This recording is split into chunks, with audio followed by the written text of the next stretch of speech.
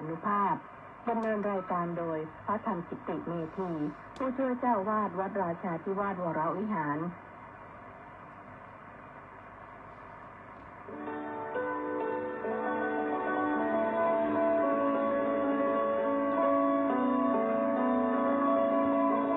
ได้เวลา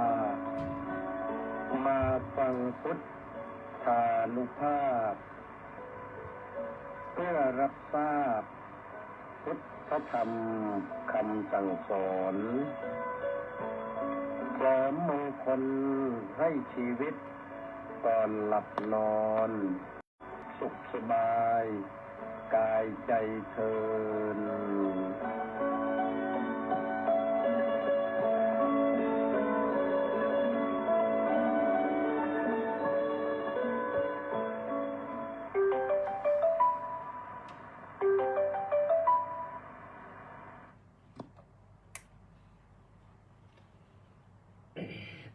ขอถวายความนอบน้อมแด่พระรัตนตรัยขอคารวะพระเถรานุเถระเจริญสุขสวัสดีท่านสาธุชนผู้ฟังทุกท่านวันพฤหัสบดีที่19มิถุนายนพระพุทธศักราช2568แรม9ค่ำเดือน7วันนี้ก็3 ทุ่มเสร็จก็มาพบกับรายการพุทธานุภาพเหมือนเดิมโดยพระธรรมกิติเมธีผู้ช่วยเจ้าอาวาสวัดราชาธิวาสวิหารเจ้าคณะภาค17-18ธรรมยุทธท่านสาธุชนทั้งหลายวันนี้ที่วัดก็เอาตรงนี้ก่อนวันนี้สำริดพร้อมด้วยFC 685 คนออนไลน์เข้ามาก่อนนะก็ติดตามฟังกันไป ตะกี้เริ่มขึ้นที่บอกกล่าวว่าวันนี้ที่วัดนี่ก็มีเป็นวันสำคัญวันหนึ่งคือวันที่ทางคณะสงฆ์ผู้ตรวจการภาคซึ่งแต่งตั้งโดยสมเด็จพระอริยวงศาคตยานสมเด็จพระสังฆราชสกลมหาสังฆปรินายกให้พระสงฆ์ได้ออกตรวจการภาคต่างๆอาตมาภาพเองก็เป็นประธานไปสายหนึ่งก็ไปตรวจมาแล้วที่ภาคใต้ทีนี้วันนี้คณะตรวจการภาค 1 2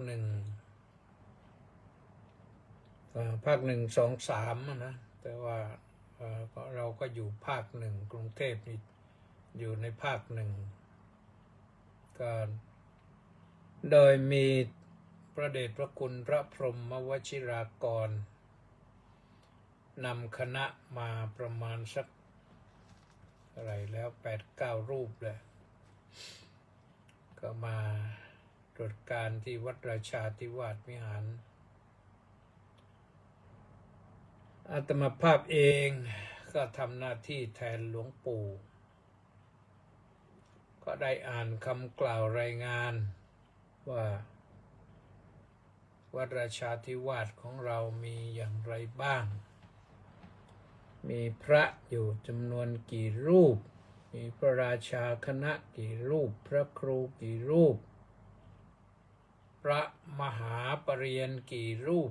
พระเรียนธรรมกี่รูปก็บอกไปหมดรวมแล้วก็ประมาณสัก45 รูปตอนนี้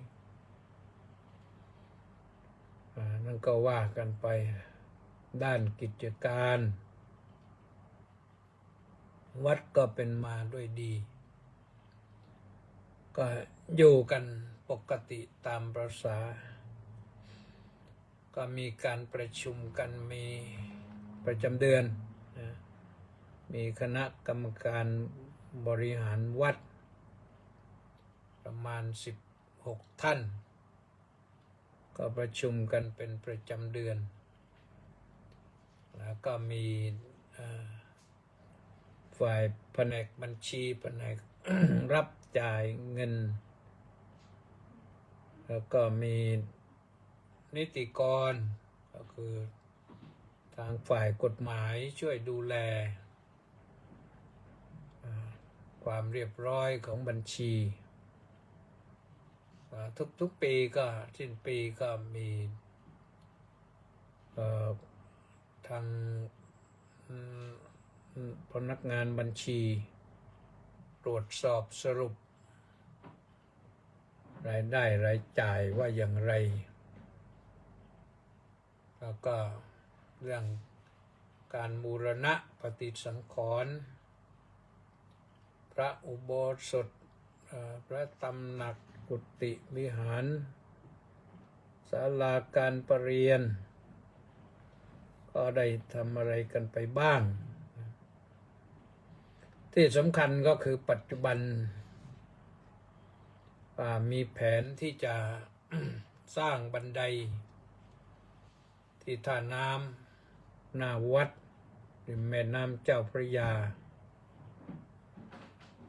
ก็สร้างบันไดก็ประมาณสักร่วม80 เมตรนะหน้าวัดความยาวประมาณ80 เมตรทราบข่าวว่าต้องใช้งบประมาณร่วม40 ล้านบาทอันนี้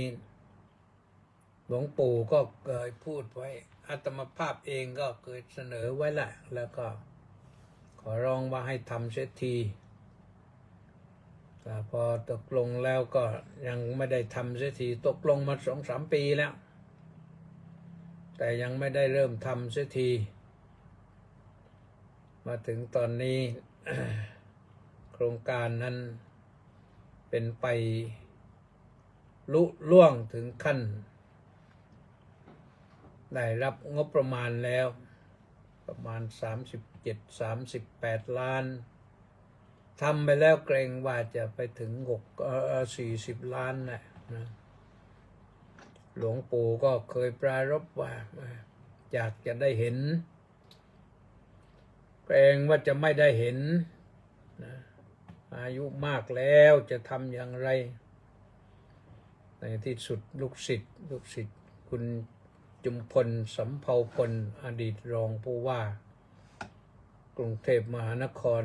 ฝ่ายการโยธาก็ได้ดำเนินการช่วยเหลือจนกระทั่งว่างานบรรลุมาได้ถึงตอนนี้ก็มีผู้รับเหมาเรียบร้อยแล้วมีงบเรียบร้อยแล้วได้งบอุดหนุนจากกรุงเทพมหานครก็คิดว่าไปได้ด้วยดีและต่อไปนี้ก็จะใช้เวลาในการสร้าง9 เดือนก็นับจากเดือนนี้ไปก็เดือนนี้ก็มิถุนกรกฎาคมสิงหากันยาตุลาพฤศจิกาธันวามกรากุมภามีนาเดือนมีนาคมน่าจะเสร็จเรื่องลอยกระทงปีนี้ไม่ทันนะต้องปีหน้าเนาะแต่ว่างานอื่นก็ทันและทันเมื่อไรก็เมื่อนั้นแหละนะก็9 เดือนเสร็จ9 เดือนเสร็จก็ได้ฉลองกันแล้วปีหน้าก็ได้ฉลองบันไดฉลองพร้อมกับอาจจะเป็นฉลองงานวันฉลองอายุวัฒนมงคลหลวงพ่อหลวงปู่นะครบไปถึงวันนั้นนี่จะครบกี่รอบ8 รอบครบ8 รอบก็96 ปีนะหลวงปู่คงจะต้องได้เห็นนะต้องได้เห็นบันไดที่ท่าน้ำพอเสร็จจากนั้นแล้วต่อไปใครจะปล่อยนกปล่อยปลาใครจะไปสะเดาะเคราะห์ไปลอยกระทงถึงเดือน12น้ำนองเต็มตลิ่งก็เป็นลอยกระทงกัน หรือใครจะไปอาบน้ำแม่น้ำเจ้าพระยาจะไปเลี้ยงปลาก็ได้นะบันไดยาวอยู่ประมาณ80 เมตร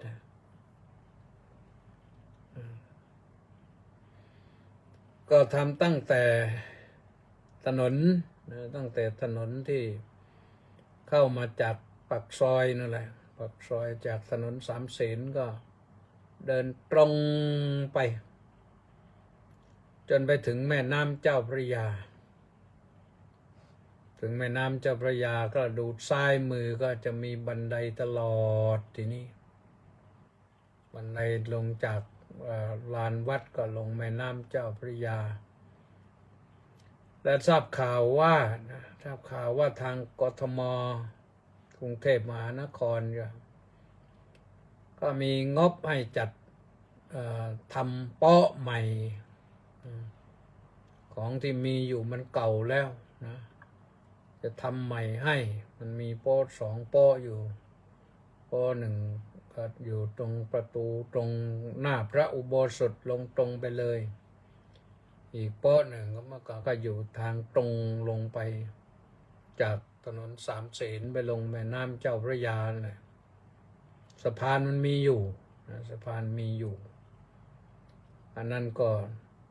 ถ้าเราได้ตรงนั้นคิดว่าวัดราชาธิวาสวิหารก็จะสมบูรณ์ขึ้นไปอีกขั้นหนึ่งแล้วก็ยังมีความคิดอยู่คิดว่าจะเปิดพื้นที่ที่ท่าน้ำส่วนหนึ่งก็จะเป็นสวนสมุนไพรที่เลยศาลาการประเรียนไปนะโยมก็คิดกันมาหลายรอบแล้วเหมือนกันว่าต่อไปน่าจะเป็นร้านกาแฟบริการกาแฟระดับแต่ว่าบริการก็ต้องระดับอินเตอร์และไม่ใช่ระดับ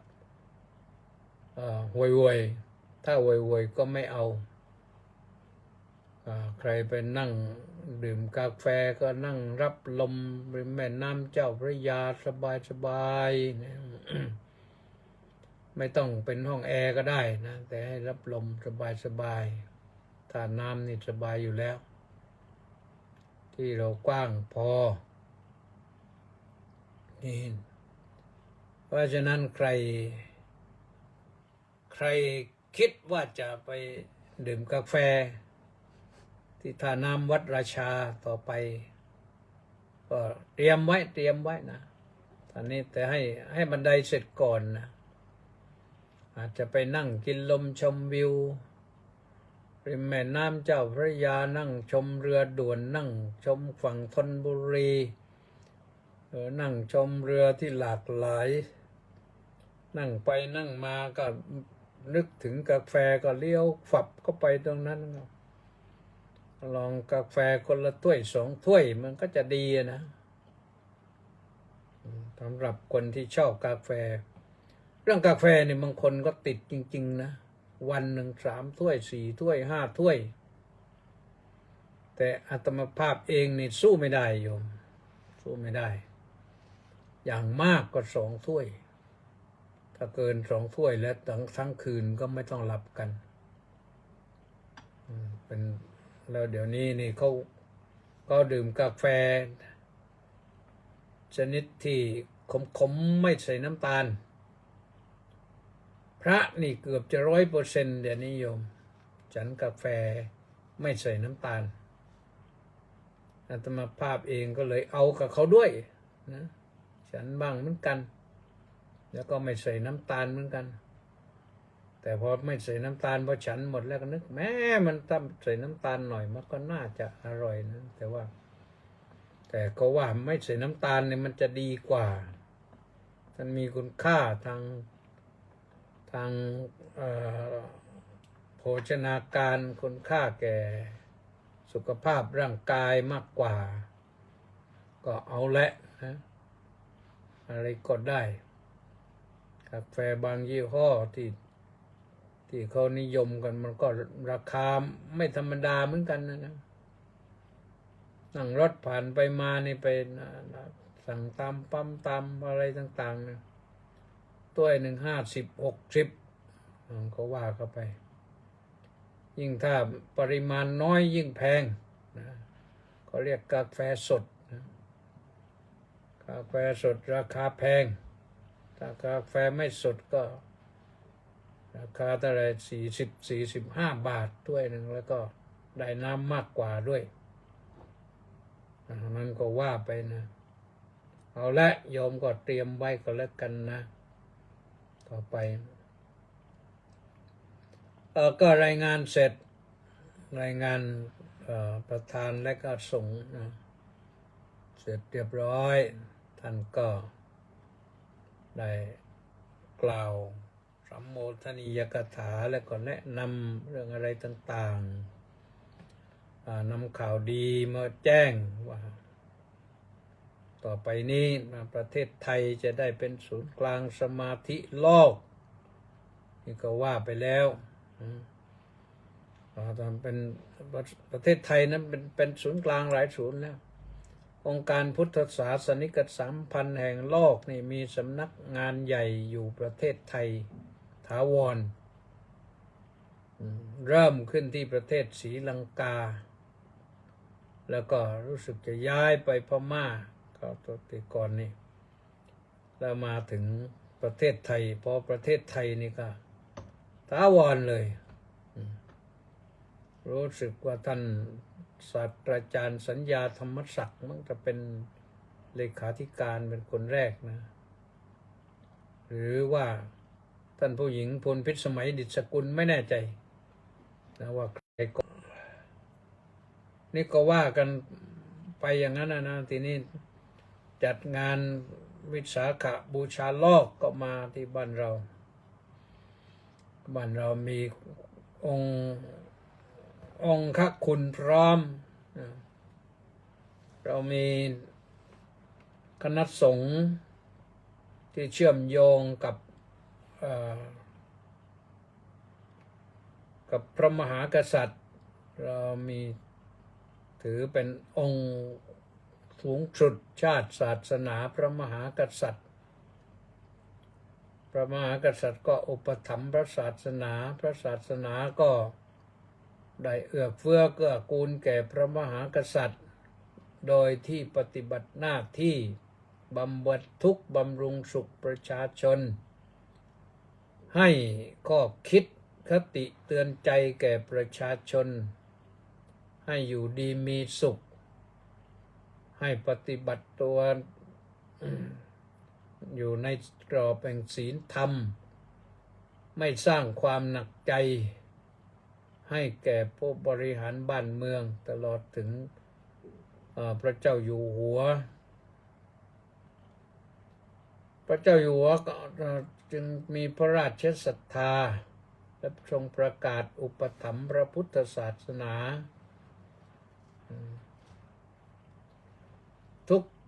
ทุกพระองค์มาจนถึงพระองค์ปัจจุบันแล้วก็เรามีพุทธสมาคมนอกจากองค์การพุทธศาสนิกสัมพันธ์แห่งโลกแล้วนี่มีพุทธสมาคมก็มีสมาคมเครือข่ายทั่วประเทศนี่ประมาณสักเท่าไหร่ประมาณ150-150สาขาอยู่ทั่วประเทศทั้งระดับจังหวัดระดับอำเภอก็หนักแน่นมั่นคงดีนะแล้วก็เราก็มีมหาเถรสมาคมเป็นองค์กรสงฆ์สูงสุดของสงฆ์ทั้งฝ่ายสงฆ์มีอิสระอยู่พอสมควรแต่ทุกอย่างทั้งหลายทั้งปวงเราก็อยู่ภายใต้รัฐธรรมนูญด้วยกันนั่นแหละนะแล้วก็เรายังมีมหาวิทยาลัยสงฆ์ที่จริงมหาวิทยาลัยสงฆ์ก็เป็นมหาวิทยาลัยของรัฐแต่ เป็นในฐานะมหาวิทยาลัยในกำกับของรัฐบาลอุปถัมภ์งบประมาณในการดำเนินการอย่างไม่ทราบจำนวนเท่าไหร่นะรู้สึกว่าทางมหาจุฬามหาวิทยาลัยมหาจุฬาลงกรณราชวิทยาลัยนี่ก็อุดหนุนไปปีละ1,000 กว่าล้านนะทางมหาวิทยาลัยมหามกุฏราชวิทยาลัยนี่เรามี2 แห่งนี่มหามกุฏจะมีประมาณสัก600 ล้านประมาณนั้นงานครึ่งหนึ่งมหาจุฬานี่งานใหญ่ครอบคลุมพื้นที่ทั่วประเทศแต่มหาวิทยาลัยนี้ก็ได้ช่วยบ้านเมืองโดยเฉพาะอย่างยิ่งช่วยพัฒนาทรัพยากรมนุษย์นี่มากเลยทีเดียวประชาชนคนไทยที่ไม่มีโอกาสเข้าศึกษาในสถาบันการศึกษาระดับสูงของประเทศไทยตกค้างด้วยเหตุต่างๆในที่สุดท่านเหล่านั้นก็ได้มาอาศัยใบบุญมหาวิทยาลัยสงฆ์นี่แหละเพราะว่าในพระราชบัญญัตินั้นก็เขียนเปิดไว้ให้ว่ารู้สึกจะในมาตรา 6นะบอกว่าให้เป็นสถานศึกษาพระพุทธศาสนาชั้นสูงของภิกษุสามเณรและคฤหัสถ์ว่าอย่างนั้นนะก็เลยมหาวิทยาลัยสงฆ์ก็รับคฤหัสถ์เข้าไปเรียนได้ก็เหมือนกันและมหาวิทยาลัยของรัฐเช่นราชภัฏเช่นราชมงคลไม่ก็มีนะแต่มหาวิทยาลัยเปิดมหาวิทยาลัยสุโขทัยธรรมาธิราชมหาวิทยาลัยรามคำแหงมหาวิทยาลัยจุฬาลงกรณ์มหาวิทยาลัยอะไรต่างๆเนี่ยมหิดลนี่ก็เปิดรับพระเข้าไปศึกษาได้เพราะในระยะหลังนี่เขาถือว่าการศึกษา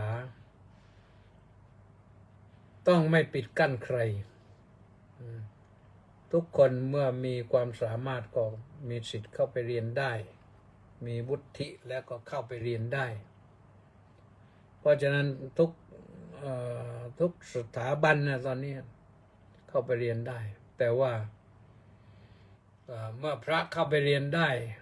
ฆราวาสก็เข้ามาเรียนในมหาวิทยาลัยสงฆ์ได้นะอาตมาพูดไปประมาณการนะว่าอย่างมหาวิทยาลัยมหามกุฏราชวิทยาลัยนะเดี๋ยวนี้ก็คาดว่านักศึกษา 75% เป็นฆราวาสหรือคฤหัสถ์ฆราวาสกับคฤหัสถ์ในคนเดียวกันนะแปลว่าผู้ครองเรือนผู้อยู่บ้านอีก 25% ก็เป็นพระภิกษุสามเณรก็ทำให้พระภิกษุสามเณรและคฤหัสถ์ก็ได้รู้ได้ทราบเหมือนกันว่าคฤหัสถ์ก็อยู่กันอย่างไรคฤหัสถ์ก็ได้รู้ได้ทราบว่าพระสงฆ์เขาอยู่กันอย่างไรนะโอ้นี่ท่านรองศาสตราจารย์สืบพงศ์ดร.สืบพงศ์ธรรมชาติมาบอกว่านมัสการท่านเจ้าคุณพระธรรมกิติเมธีว่างั้นสาธุ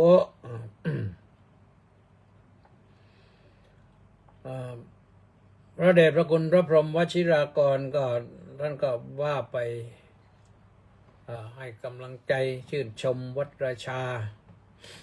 เนื่องจากว่าเป็นต้นวงวัดราชานี่เป็นต้นวงเป็นต้นแบบทางฝ่ายธรรมยุทธ์รัชกาลที่4สมัยที่ทรงผนวดได้3 วันนะทรงผนวดวันที่7แล้วประมาณวันที่10นี่ก็เสด็จมาประทับที่วัดสมัยนั้นเรียกว่าวัดสมรายวัดสมรายก็ตอนหลังเมื่อพระองค์เสด็จ ไปครองราชย์แล้วได้รับอาราธนาไปครองราชย์แล้วก็ทรงบันทึกไว้ว่าวัดนี้เป็นวัดที่ประทับของพระเจ้าแผ่นดินตั้งพระองค์ก่อนพระองค์หลังรัชกาลที่2ก็ประนวดและมาประทับที่นี่นะแล้วก็มีราชบริพารบวชตามก็มาที่นี่แล้วก็พระองค์เองคือรัชกาลที่4ประนวดแล้วก็มาประทับที่นี่จึงให้ชื่อวัดนี้ใหม่ว่าวัดราชาธิวาสวิหารแปลว่าวัดเป็นที่อยู่ของพระราชาหรือจะใส่เคยก็ได้เคยเป็นที่ประทับของพระราชาเคยเป็นที่อยู่ของพระราชาพระองค์ก็ประทับอยู่ที่นี่ตั้งแต่พศ2367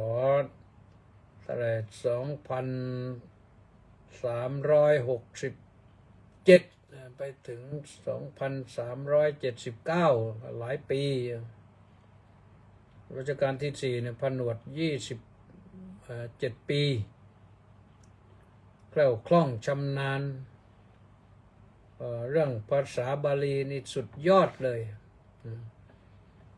โยมก็ได้สวดบทของพระองค์มาคงเยอะแล้วแหละนะพระเราก็ทั้งหลายทั้งปวงแหละบทธรรมชาติธรรมเย็นนะพระองค์ก็ทรงพระนิพนธ์ไว้นะที่เราสวดก็พุทโธสุโธกรุณามหันนโวนะนั่นของพระองค์แหละนะหรือบุตถวารหันตวรตาดิคุณาภิยุตโตนะสวากาตตาดิคุณโยนะภวเสนะไสโยนะเห็นเหล่านี้พระองค์ก็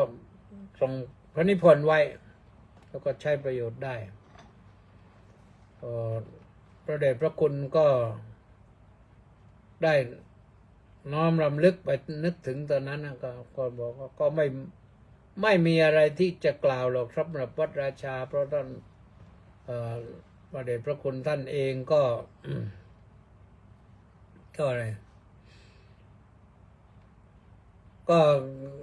ก็ใช้คัมภีร์ของวัดราชานะแล้วบุรพาจารย์ตั้งแต่พระเดชพระคุณพระธรรมวโรดมพระเดชพระคุณเจ้าพระคุณสมเด็จพระมหาวีระวงศ์ซึ่งเป็นอาจารย์แท้ๆของพระเดชพระคุณท่านก็เป็นศิษย์วัดราชาเรื่องบทกรรมฐานอะไรก็ไปจากวัดราชาเพราะฉะนั้นท่านก็พอสุดท้ายเนี่ยก่อนจะก็คุยกันเป็นชั่วโมงนะสุดท้ายก็ตั้งคำถามพระเดชพระคุณไป2 ข้อถามตามความสงสัยของเรานะท่านก็ตอบชัดเจนตอบชัดเจนในความเห็นของพระเดชพระคุณท่านเราก็ไม่ได้ถามว่าอันนั้นมันอย่างไรนี่อย่างไรมันผิดอะไรถูกไม่ได้ถามตรงนั้นถามว่าอะไรทำว่านี่มันต่างกันอย่างไรมันเหมือนกันอย่างไรก็เท่านั้นท่านก็ตอบไป จบแล้วก็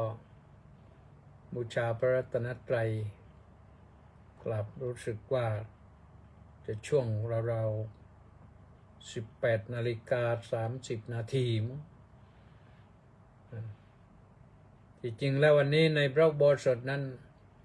พระสงฆ์ก็จะเจริญกรรมฐานกันเจริญภาวนาบำเพ็ญจิตภาวนาทุกวันพฤหัสบดีก็ใช้เวลาประมาณ20-30 นาทีไปพร้อมกันในพระอุโบสถวันนี้ก็เป็นวันพฤหัสบดี แต่ก็ไปฟังอย่างเดียวไปสนทนากันไปฟังไปรายงานไปรับทราบแล้วให้ท่านชี้แจงมาท่านก็ว่ามาเรียบร้อยก็18:35 นาทีก็ได้ออกจากพระอุโบสถท่านยังไปทำหน้าที่ต่อท่านต้องกลับไปเยี่ยมตรวจการวัดราชภาติการามต่อท่านเองท่านเป็นเจ้าอาวาสอยู่ที่นั่นแหละแต่ตามกำหนดการ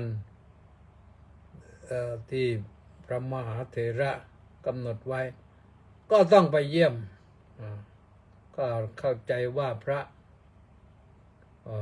ผู้ช่วยเจ้าอาวาสหรืออะไรต่างๆก็คงจะรายงานให้ทราบเพราะว่าการเยี่ยมนี่ไม่ใช่เยี่ยมเฉพาะประธานก็มีคณะไปจดบันทึกไปเก็บข้อมูลอะไรต่างๆเพื่อจะรวบรวมและสรุปเป็นประเด็นนำเสนอต่อที่ประชุมคณะ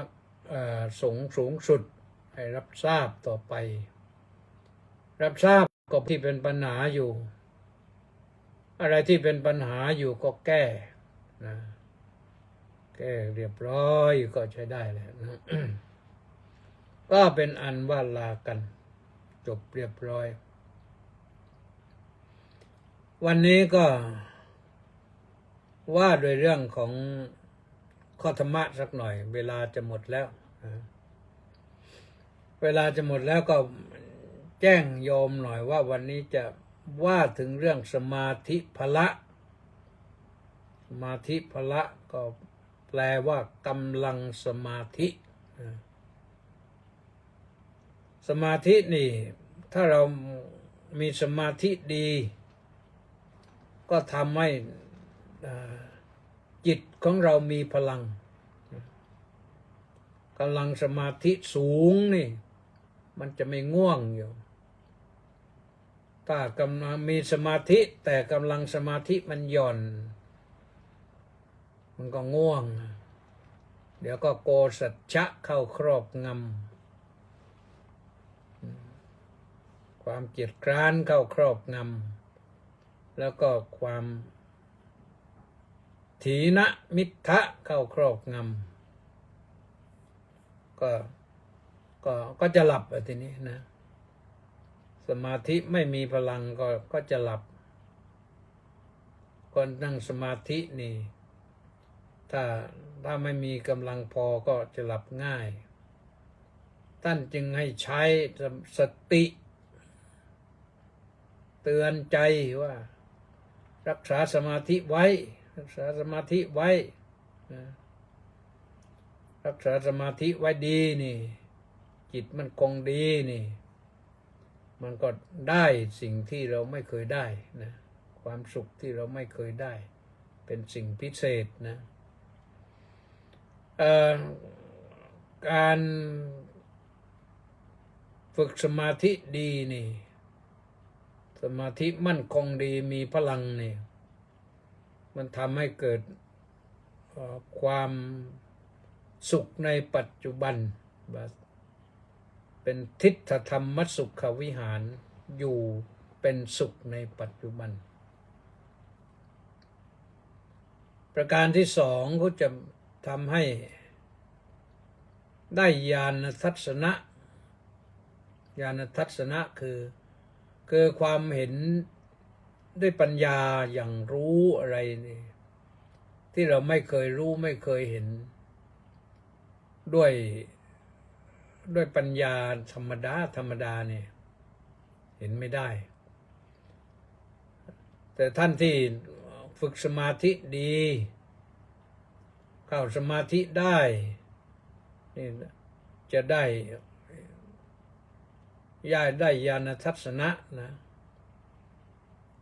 คือความเห็นที่ประกอบไปด้วยปัญญาญาณคือปัญญาอย่างรู้ว่าอะไรเป็นธรรมอะไรไม่เป็นธรรมอะไรถูกอะไรไม่ถูกเนี่ย และประการที่สามก็จะได้สติสัมปชัญญะสติสัมปชัญญะเมื่อสมาธิดีสติสัมปชัญญะก็เอื้อเฟื้อเกื้อกูลกันนะสติสัมปชัญญะเป็นสติเวปุลโลสติสัมปชัญญะเวปุลโลความสมบูรณ์ด้วยสติและสัมปชัญญะถ้ายิ่งไปกว่านั้นได้สติสัมปชัญญะแล้วจะได้ความหลุดพ้นจากกิเลสอาสวะนี่ไปไกลเลยนะเรื่องสมาธิเพราะฉะนั้นสมาธินี่ไม่ใช่ว่าเราได้สมาธิแล้วก็หยุดอยู่แค่สมาธินะถ้ารักษาสมาธิให้หนักแน่นดียกจิตขึ้นไปสู่วิปัสสนาเห็นปั๊บเลยง่ายเลยนี่คืออานิสงส์ของสมาธิเพราะฉะนั้นทำอย่างไรล่ะโยมทำให้สมาธิของเรามีพลังมีกำลังเข้มแข็งเนี่ยทำยังไงก็ต้องหาอุบายวิธีในการฝึกสมาธินะในฐานะ5 อย่างให้พิจารณาให้จิตมีสมาธินี่ปัญจฐานะคืออะไรให้เรานั่งพิจารณาชราธรรมโมมหิเราต้องแก่นะแก่แน่ๆพอแก่แน่ๆนี่เราจะทำอย่างไรแก่ตอนนี้มันแก่อยู่แล้วแต่จะแก่ไปถึงไหนแก่แล้วจะทำอะไรได้หรือเปล่าดูสิคุณพ่อคุณแม่คุณปู่คุณย่าคุณตาคุณทวดพอแก่แล้วนี่ทำอะไรเป็นยังไงบ้างนะแล้วถ้าเราเป็นถึงขนาดนั้นจะเป็นอย่างไรนะได้นะถ้าหากว่าคนมีบุญวาสนาดีอยู่ไปถึง115 ปี120 ปีก็นับว่าโชคดีแหละนะแต่นาไปอยู่ไปถึงขนาดนั้นแล้วมีสติสัมปชัญญะดีมีความรู้สึกสำนึกดีร่างกายกระฉับกระเฉงกระชุ่มกระชวยดีโอ้ยน่าอนุโมทนานะแต่ว่าอยู่ยาที่ทำโมมหิเราต้องคิดถึงเหมือนกันเราต้องมีความเจ็บป่วยเป็นธรรมดาล่วงพ้นความเจ็บป่วยไม่ได้ไม่ว่าใครทั้งนั้นนะนี่พระธรรมกิตติเมธีนี่ก็เจ็บป่วยอยู่นี่วันนี้ให้หมอทวีนวดให้หมอทวีก็นอนเป็นชาวอุดรหมอนี่เก่งหมอทวีนี่เก่งเป็นชาวอุดรธานีแต่ว่ามาทำสวนอยู่ที่ชัยภูมิมีที่ดินเป็น100 ไร่มีรีสอร์ทตั้ง30-40 ห้องแต่ว่ามาทำหน้าที่เป็นหมอนวดมานวดพระไปเที่ยวนวดพระฟรีไปทั่ววันนี้ท่านโน่นท่านไปทำงานนวดที่อะไรประเทศบาห์เรนหรืออะไรได้เงินได้ทองมาก็มาซื้อที่ดินเป็น100 ไร่นะตอนนี้ปลูกอ้อยบ้างปลูกอะไรบ้างปลูกยางพาราที่อุดรบ้างที่ชัยภูมิบ้างนี่โอ้น่าชื่นชมแล้วก็ตอนหลังนี้ไปอินโดไปรู้จักกับครูบาหนูพระครูวิสุทธิอะไรวชิระวิเทศครูบาหนู ท่านเป็นเจ้าอาวาสอยู่ที่โน่นจาการ์ตานะเมื่อก่อนนี่เป็นที่ปรึกษาของ โจโควิโดโดนะอดีตอะไรอดีต ผู้นำของอินโดนีเซียเนี่ยโจโควิโดโดนี่ไม่ธรรมดาเหมือนกันนะเขาเข้าถึงพระนะทำไปทำมาเป็นหมอนวดวันนี้เลยให้หมอนวดอินเตอร์นวดแข้งให้ประมาณชั่วโมงแข้งขาขอนวดดีนะน่าอนุโมทนาอยู่ก็ขออนุโมทนาด้วยว่าเราเจ็บป่วยนี่เรามีเจ็บป่วยเป็นธรรมดาเราต้องนึกตรงนี้ทำให้จิตมีสมาธิมีพลังนะถ้าไม่งั้นเราจิตใจมันเตลิดเปิดเปิงไปไหนก็ไม่รู้มรณะธรรมมอมหิ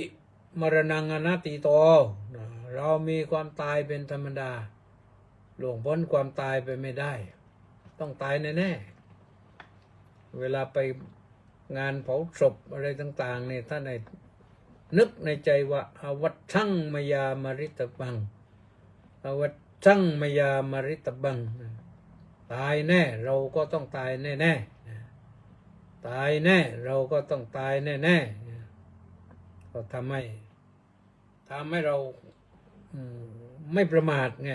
จิตมีสมาธินะในนอกจากข้อนั้นแล้วก็ยังมีต่อไป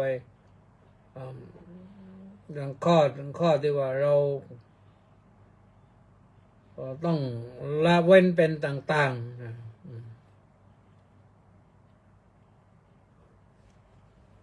จะให้เป็นอย่างนั้นอย่างนี้อยู่ไม่ได้จะให้เป็นเหมือนที่เป็นอยู่กันณเวลานี้ต่อไปไม่ได้มันต้องเปลี่ยนแปลงเราจะต้องละเว้นเป็นต่างๆไปตามสภาพแล้วนะนึกไปเรื่อยๆอย่างนี้แล้วก็อีกข้อหนึ่งก็กรรมัสกรมิกรรมทายาโทมิกรรมพันธุมิกรรมปฏิสรณมหิ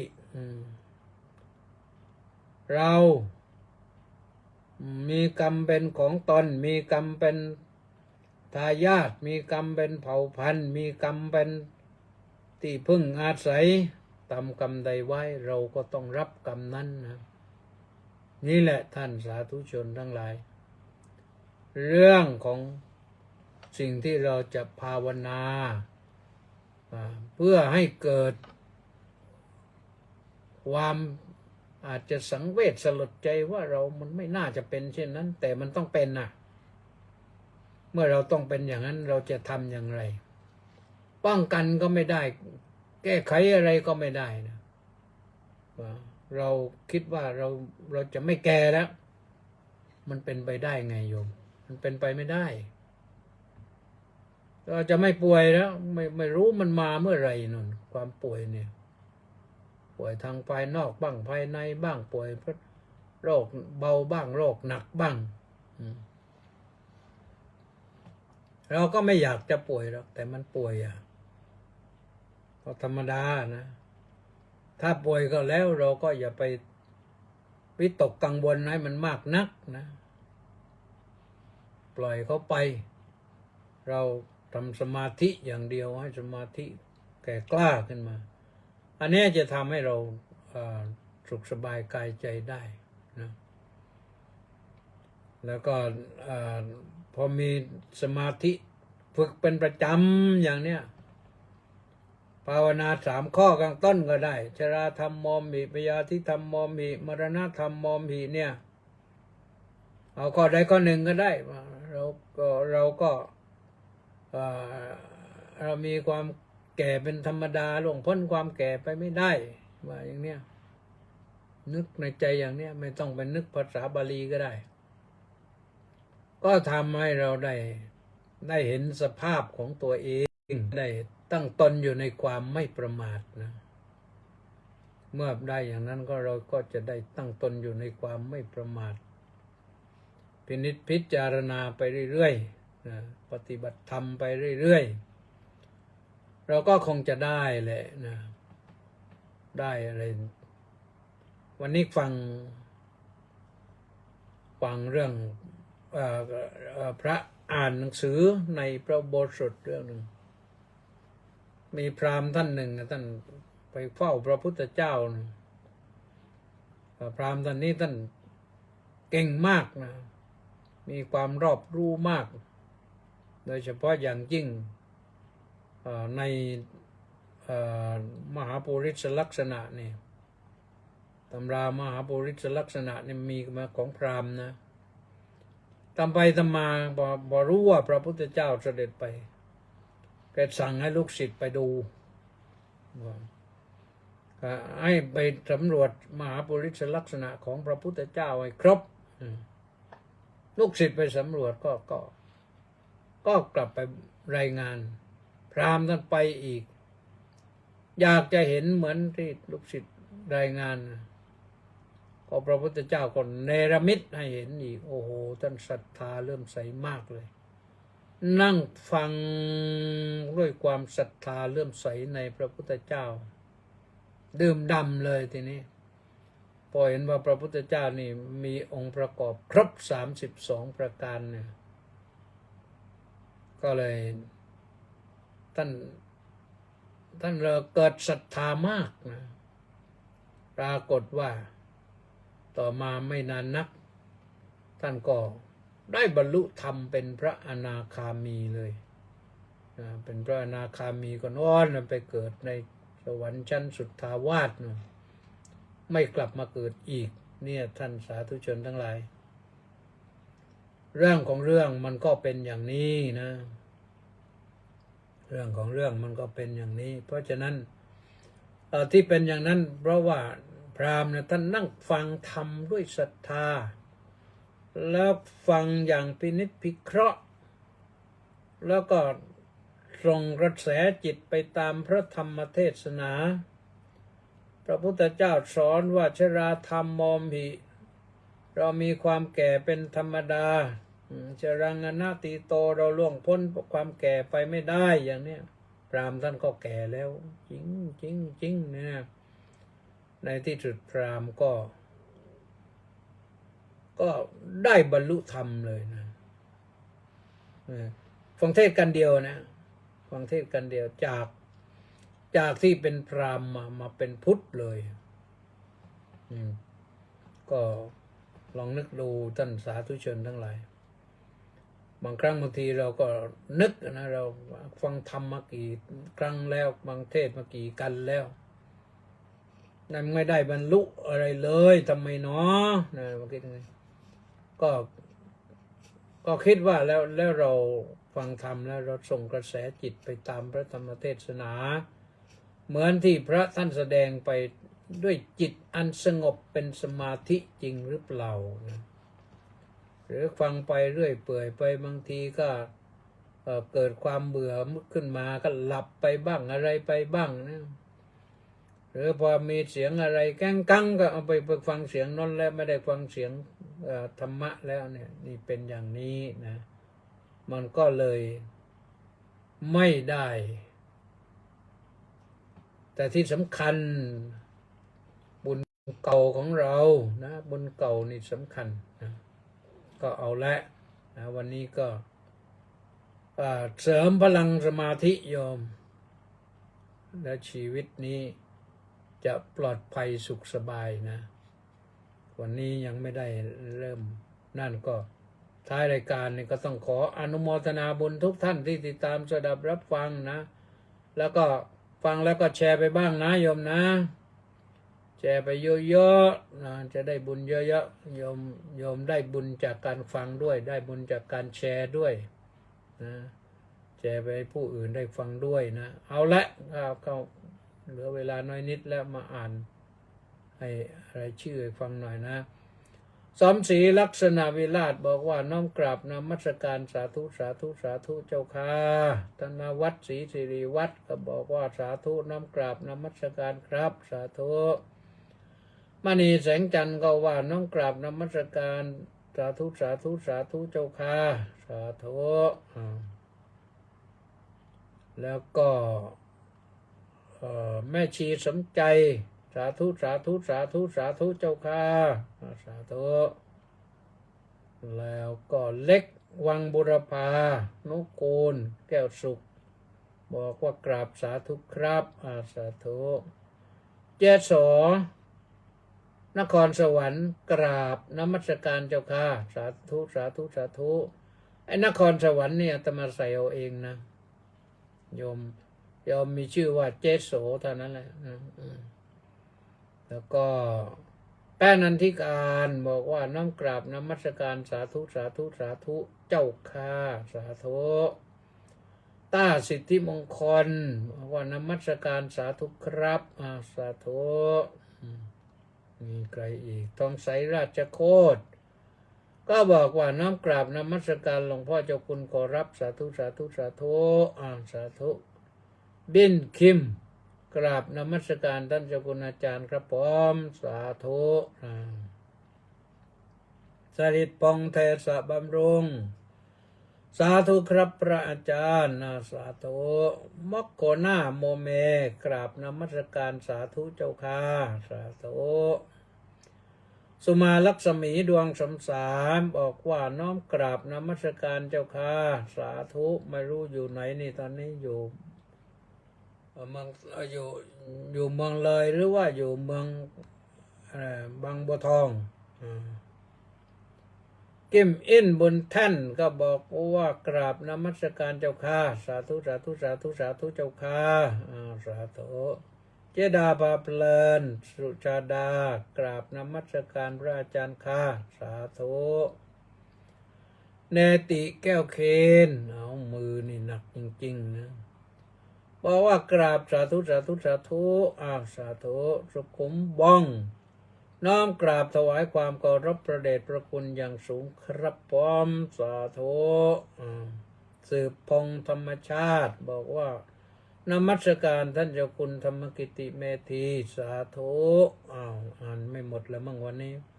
กำรอนเยี่ยมเยือนน้อมกราบคารวะพระเดชพระคุณขอรับจากรัฐNY นิวยอร์กนะครับพร้อมสาธุประสานเรืองเดชกราบนมัสการครับสาธุสาธุสาธุครับพร้อมสาธุเอาแหละน่าจะหมดแล้วมั้งนะป้าจ่ายจินดาเจ้าค่ะป้าจ่ายจินดานะก็ทันอยู่ป่ะจันทภาดีรัศมีน้องกราบสาธุค่ะ